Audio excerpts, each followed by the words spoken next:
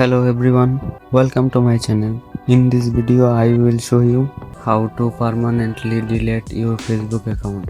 First, open the Facebook app on your phone. Now tap your profile picture. Now tap three-dot menu. Scroll down and select Setting and Privacy. Then tap Setting.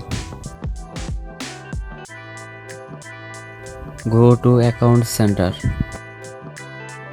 After that, tap Manage Account. Click Manage. Now tap Deactivation or Deletion. Then choose Delete Account and tap Continue. You can choose any reason and tap on Continue. Click on Continue with Deletion.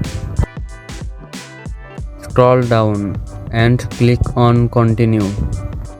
Enter your Facebook password and tap on Continue. Your Facebook account permanently delete on 30 days. And that's it. Thank you for watching. Please subscribe my channel.